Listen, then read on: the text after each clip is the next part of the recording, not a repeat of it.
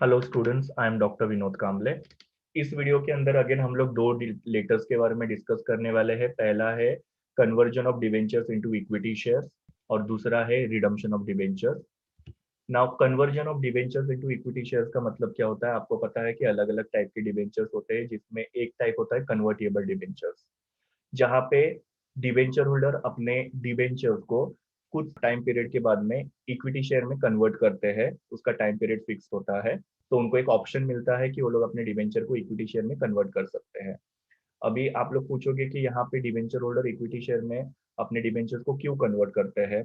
तो आपको पता है कि पहले तो सपोज हम लोग बहुत कॉशियस होते हैं, तो हम लोग डिवेंचर परचेज करते हैं और डिवेंचर के ऊपर हमको क्या होता है, फिक्स रेट ऑफ इंटरेस्ट मिलता है। रिस्क बहुत कम होती है वहां पे।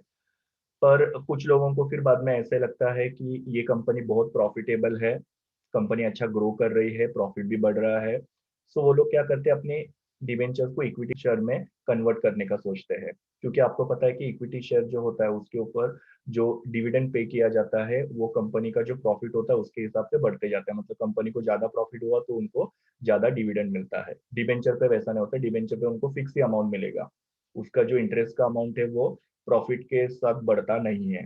तो वो लोग सोचते हैं कि मैं मेरे डिबेंचर को क्या करूं, इक्विटी शेयर में कन्वर्ट करूं। तो उसके लिए वो लोग कंपनी को रिक्वेस्ट करते हैं कि मुझे मेरे डिबेंचर को इक्विटी शेयर में कन्वर्ट करना है। सो सेक्रेटरी उनको लेटर लिख के इन्फॉर्म करती है, उनको सारा प्रोसीजर जो है वो समझाती है। नाउ देखो किस तरीके से लेटर यहाँ पे लिखा जा रहा है बाय द कंपनी। सबसे पहले तो टॉप में कंपनी का नाम, एड्रेस और कॉन्टेक्ट डिटेल्स होते हैं। उसके नीचे रेफरेंस नंबर और सामने डेट। जिसको लेटर लिखा जा रहा है उनका नाम और एड्रेस, मतलब जो डिवेंचर होल्डर है। सब्जेक्ट एकदम short and sweet, conversion of debenture into equity share, that's it. और सैल्यूटेशन डियर सर। तो ये आपको सब लेटर में कॉमन ही लिखना है। उसके बाद में आपको लेटर लिखना शुरू करना है। और लेटर लिखते समय सबसे पहले पैराग्राफ में देखो क्या लिखा हुआ है कि मैं आपको इन्फॉर्म करना चाहता हूँ या चाहती हूँ कि जब कंपनी ने डिवेंचर इशू किए थे, कितने डिवेंचर इशू किए थे कंपनी ने? 1 लाख डिवेंचर इशू किए थे। और डिवेंचर का नाम भी देखो क्या था, 10% फुल्ली कन्वर्टेबल डिवेंचर, ये डिवेंचर का नाम था। और वो डिवेंचर जो अभी कन्वर्ट होने के लिए क्या हो चुके हैं, ड्यू हो चुके हैं। ड्यू मतलब क्या, उसका भी टाइम आ चुका है जहां पे आप लोग क्या कर सकते हैं, आपके डिवेंचर को कन्वर्ट कर सकते हैं। वही सेक्रेटरी ने यहाँ पे पहले लाइन में लिखा कि I am directed to inform you that in accordance with the terms decided. Accordance मतलब के हिसाब से, और टर्म मतलब के रूल्स। कौन से रूल के हिसाब से? जो जब डिवेंचर इशू किए थे 1 लाख डिवेंचर, जिनका नाम 10% फुल्ली कन्वर्टेबल डिवेंचर्स था, ये डिवेंचर्स अभी कन्वर्ट होने के लिए ड्यू हो चुके, उसका टाइम आ चुका है। फिर बाद में सेक्रेटरी देखो सेकंड पैराग्राफ में क्या लिखती है कि जैसे मैंने आपको बोला था, कोई भी डिसीजन जो होता है वो एक पर्टिकुलर मीटिंग के अंदर लिया जाता है। तो कौन से मीटिंग में ये जो डिस्कशन है वो हुआ था और क्या रिजोल्यूशन पास किया, वो सेक्रेटरी यहाँ पे अभी लिखेगी। तो सेक्रेटरी यहाँ पे लिखते हैं कि कंपनी की एक्स्ट्रा ऑर्डिनरी जनरल मीटिंग हुई थी। एक्स्ट्रा ऑर्डिनरी जनरल मीटिंग क्या होता है, ये आपने लास्ट ईयर पढ़ा था कि कोई भी अर्जेंट मैटर होता है, कोई भी इंपॉर्टेंट मैटर होता है, जिसको हम लोग एनुअल जनरल मीटिंग या एजीएम तक पोस्टपोन नहीं कर सकते हैं, उसके बारे में अभी डिस्कस करना जरूरी होता है। तो उस केस में कंपनी क्या करती है, एक्स्ट्रा ऑर्डिनरी जनरल मीटिंग बुलाती है शेयर होल्डर्स की। वही सेक्रेटरी ने यहाँ पे लिखा है कि कंपनी की एक्स्ट्रा ऑर्डिनरी जनरल मीटिंग हुई थी 25 मई 2020 को। और लेटर देखो कभी लिखा जा रहा है, उसके बाद में 5 जून 2020 को। तो सेक्रेटरी ने यहाँ पे रेफरेंस दिया कि एक्स्ट्रा ऑर्डिनरी जनरल मीटिंग हुई कंपनी की 25 मई 2020 को, जिसके अंदर एक स्पेशल रिजोल्यूशन पास किया है। स्पेशल रिजोल्यूशन का मतलब आपको पता है कि जहाँ पे 75% लोग फेवर में होने चाहिए वो पर्टिकुलर प्रपोजल के। तो ऐसा स्पेशल रिजोल्यूशन यहाँ पे पास किया है, जहां पे आपके डिवेंचर जो है वो इक्विटी शेयर में कन्वर्ट होने के लिए अप्रूवल लिया गया है। मतलब वो जो शेयर होल्डर्स है उन्होंने उसके लिए अप्रूवल दिया हुआ है। और ये जो डिवेंचर है आपके कन्वर्ट कैसे होंगे, एक रेशो में, और रेशो मेंशन करना जरूरी है। जैसे हमने बोनस शेयर में भी देखा था कि यहाँ पे रेशो है 1:1, जिसका मतलब है आपके पास एक डिवेंचर होगा तो उसके अगेंस्ट आपको एक इक्विटी शेयर मिलेगा। तो वो भी लिखना यहाँ पे जरूरी है। फिर बाद में सेक्रेटरी ने यहाँ पे लिखा है कि आपने हमको लेटर ऑफ ऑप्शन दिया है। और लेटर ऑफ ऑप्शन जो मैंने पहले आपको बोला था कि डिवेंचर होल्डर कंपनी को रिक्वेस्ट करता है, रिक्वेस्ट किसके थ्रू करते हैं, लेटर ऑफ ऑप्शन के थ्रू, जहाँ पे डिवेंचर होल्डर को साइन करके कंपनी को सबमिट करना पड़ता है और लेटर के अंदर लिखना पड़ता है कि कितने डिवेंचर उनको कन्वर्ट कर दे। कभी कभी क्या होता है कि पार्टली डिवेंचर्स जो होते हैं वो कन्वर्ट करने के लिए डिवेंचर होल्डर रिक्वेस्ट करता है, कभी कभी पूरे के पूरे डिवेंचर कन्वर्ट करने के लिए रिक्वेस्ट कर सकता है। तो सेक्रेटरी यहाँ पे लिखते हैं कि आपका जो लेटर ऑफ ऑप्शन है उसके हिसाब से आपको 100 इक्विटी शेयर दिए जा रहे हैं 100 डिवेंचर्स के बदले में। तो इस तरीके से ये इंपॉर्टेंट पैराग्राफ यहाँ पे लिखा।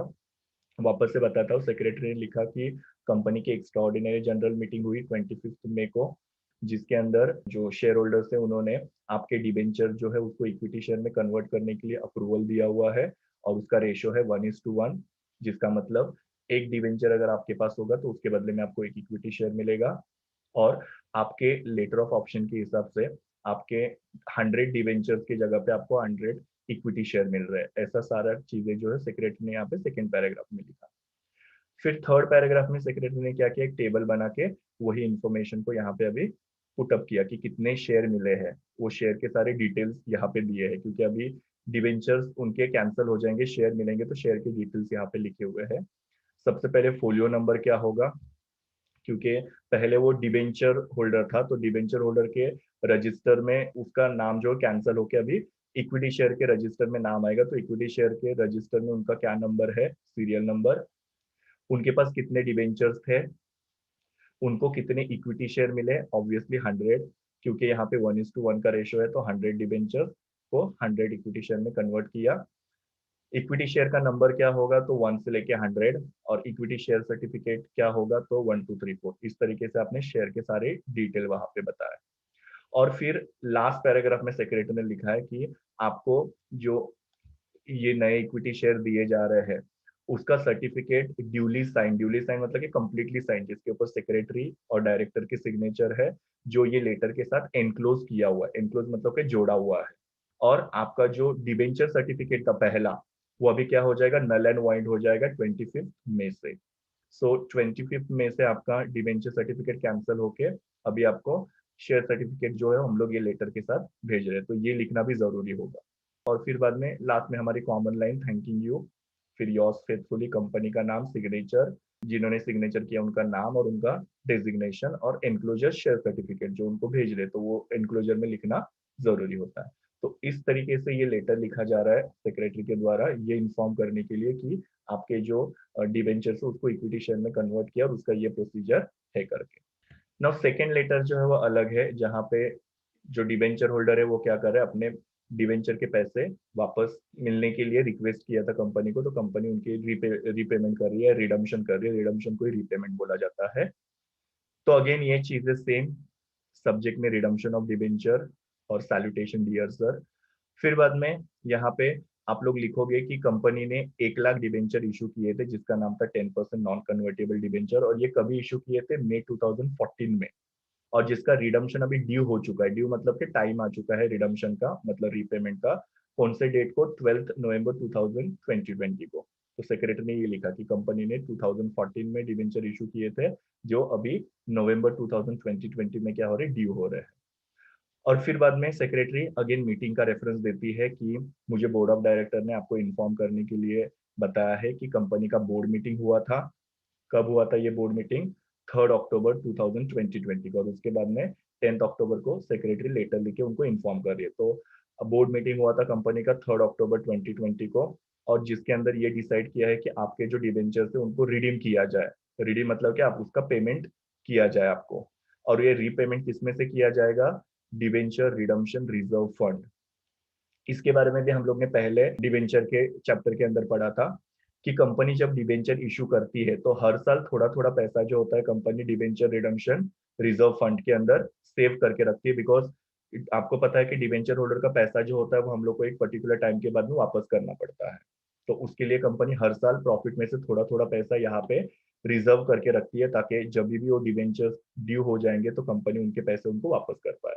तो यही लिखा हुआ है कि कंपनी का बोर्ड मीटिंग हुआ था 3 अक्टूबर 2020 को, जिसके हिसाब से आपके डिबेंचर जो है रिडीम किए जाएंगे डिबेंचर रिडम्शन रिजर्व फंड में से। फिर सेक्रेटरी उनको देखो क्या बोल रही है कि ये लेटर के साथ हमने डिबेंचर रिडम्शन फॉर्म अटैच किया हुआ है, क्योंकि वो फॉर्म जो है वो डिवेंचर होल्डर को अभी भरना पड़ेगा कि उनका नाम क्या है, कौन से नंबर के डिवेंचर्स उनके पास है वगैरह, वो सारे डिटेल जो फॉर्म के अंदर भरना पड़ेगा। तो वो यहाँ पे अटैच किया हुआ ऐसा सेक्रेटरी बोलते हैं, और बोलते हैं कि जो ओरिजिनल आपका डिवेंचर सर्टिफिकेट है वो आप क्या करो, कंपनी को 3 नवंबर 2020 तक वो फॉर्म फिलअप करके उसके साथ जो डिवेंचर सर्टिफिकेट है अटैच करके कंपनी को भेजो। जब आप ये फॉर्मेलिटी कंप्लीट करोगे, फॉर्मेलिटी मतलब ये फॉर्म भर के डिवेंचर सर्टिफिकेट के साथ अगर कंपनी को अगर भेजते हो, ये फॉर्मेलिटी कंप्लीट होने के बाद में कंपनी क्या करेगी, आपके बैंक अकाउंट में जो भी आपका रिडम्पशन का पैसा है वो क्रेडिट कर देगी। तो ऐसा एकदम सिंपल लेटर लिखा हुआ है। वापस से मैं बताता हूँ कि पहले तो बताया कि कंपनी ने जो मई 2014 में डिवेंचर्स इशू किए थे वो अभी 12 नवंबर 2020 को रिडीम हो रहे हैं। आप लोग कोई भी ईयर लिख सकते हो। उस हिसाब से कंपनी का बोर्ड मीटिंग हुआ था 3 अक्टूबर 2020 को, जिसमें बोर्ड रिजोल्यूशन पास किया गया है। और आपका जो रीपेमेंट है या रिडम्पशन ऑफ डिवेंचर है वो डिवेंचर रिडम्पशन रिजर्व फंड में से किया जाएगा। आपको हम यहाँ पे क्या कर रहे हैं, डिवेंचर रिडम्पशन फॉर्म भेज रहे हैं, जिसको आप फिलअप करो और ओरिजिनल डिवेंचर सर्टिफिकेट के साथ कंपनी को 3 नवंबर 2020 तक भेज दो। और जब आप ये फॉर्मेलिटी कंप्लीट करोगे तो आपको आपके जो रिडम्पशन के पैसे बैंक अकाउंट में क्रेडिट किए जाएंगे। और उसके बाद में हमारा नॉर्मल थैंकिंग यू और ये योर्स फेथफुली वगैरह, और यहाँ पे एनक्लोजर में देखो लिखा हुआ है डिवेंचर रिडम्पशन फॉर्म, क्योंकि वो अटैच किया हुआ वो बताना जरूरी है। तो इस तरीके से सेक्रेटरी ने क्या किया, लेटर लिख के उनको रिडम्पशन के बारे में भी इंफॉर्मेशन दी। तो ऐसे लेटर्स लिखे जाते हैं जब कन्वर्जन किया जाता है डिवेंचर का इक्विटी शेयर में, या फिर डिवेंचर्स का पैसा वापस किया जाता है, रीपे किया जाता है। तो thank you students, please do like, share, comment and subscribe to my YouTube channel, and also recommend my channel to your friends. We will meet in the next video.